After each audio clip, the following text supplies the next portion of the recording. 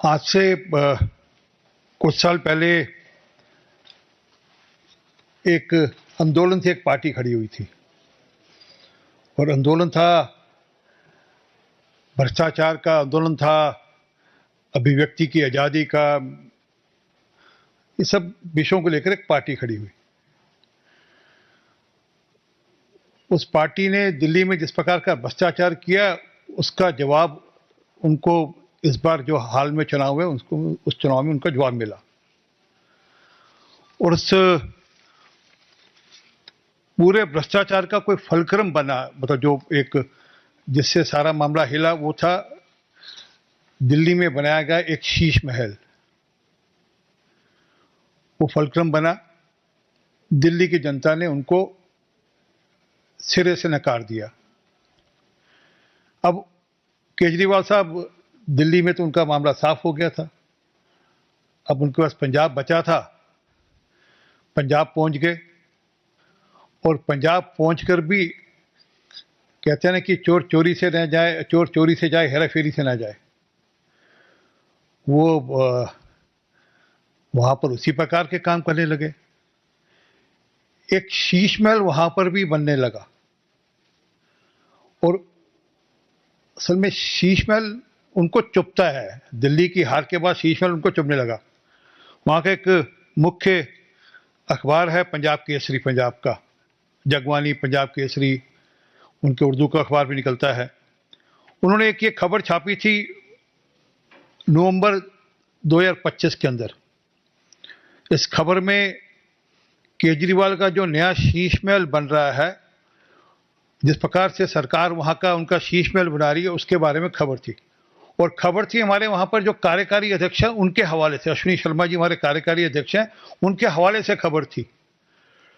परंतु कहते हैं ना कई बार एक बार आपको टीस लग जाए, कहीं चुभ जाए तो बड़ा तंग करती है। वो शीश महल उनको चुभ गया था दिल्ली में। वो शीश महल के चलते हुए जो चुभा, वो पंजाब में जब शीश महल की चर्चा हुई तो उनको लगा कि ये तो गड़बड़ हो गई। अब दिल्ली में तो इतनी कोशिश नहीं कर पाते थे, परंतु पंजाब में उन्होंने अपना असली रूप दिखाना शुरू कर दिया।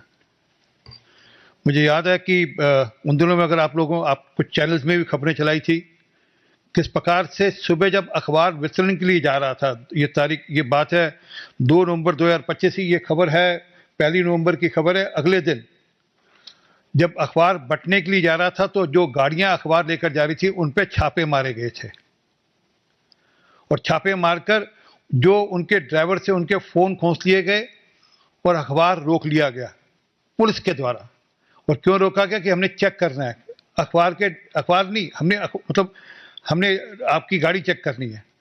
चेक क्या कर रहे थे? क्योंकि शीश महल की खबर तो नहीं छपी कहीं अखबार के अंदर। ये पंजाब के अंदर हुआ नवंबर के महीने में। पंजाब केसरी ग्रुप ऐसा अखबार समूह है जिन्होंने देश की आज़ादी की लड़ाई भी लड़ी, आतंकवाद के दौर में लड़ाई लड़ी, उनके कई लोग शहीद हुए, उनके खुद के जो ओनर एडिटर थे वो शहीद हुए। डटकर लड़ाई लड़ने वाले लोगों में से हैं। अब लड़ाई लड़ रहे थे, वो सच की लड़ाई लड़ रहे थे। उन्होंने कुछ और भ्रष्टाचार इनके एक्सपोज करने शुरू किए। तो इन्होंने क्या किया कि उस अखबार के यहाँ रेड लगानी शुरू करी और उनके खिलाफ झूठे एफआईआर दर्ज करने शुरू कर दिए। और उनके एक बठिंडा स्थित प्रेस के अंदर जाकर दरवाजा तोड़कर पहले टापा फिर दरवाजा तोड़ा। मेन जो आपने देखा अखबारों में जो जहाँ प्रिंटिंग प्रेस होती है, मेन डोर बड़ा सारा लोहे का दरवाजा रहता है, उसको टाप कर उसको तोड़कर अंदर चलेगी पुलिस और रेड करी। यहीं खत्म नहीं हुई बात, और वहां पर जाकर उनके लोगों को हिरासत में भी लिया और मारपीट हुई। उसके चलते हुए उनके लोग अस्पताल में दाखिल भी हुए पंजाब केसरी ग्रुप के। इसी प्रकार इनका जो जलंधर में जो मेन जहाँ यूनिट है अखबार का, जहाँ अखबार छपता है, वहाँ पर पोल्यूशन बोर्ड का नोटिस जारी कर दिया।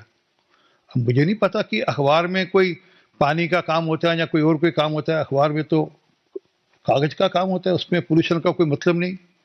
परंतु पोल्यूशन बोर्ड का नोटिस इशू कर दिया और कहा कि इसका जवाब दीजिए, और जबरदस्ती अंदर घुसे, वहां पर भी ताला तोड़ा गया और फिर वहां पर भी नोटिस चिपकाया गया, वहां पर भी मारपीट की गई।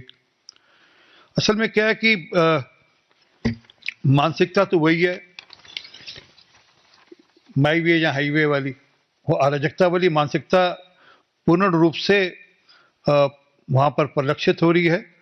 और ये सिर्फ पंजाब केसरी ग्रुप पर नहीं, अब से कोई साल भर पहले वहां पर एक और समूह है अखबार का, अजीत ग्रुप, उसके ऊपर भी इस प्रकार से मुकदमे चलाए थे, सारा मामला किया था, उन्होंने भी डटकर लड़ाई लड़ी।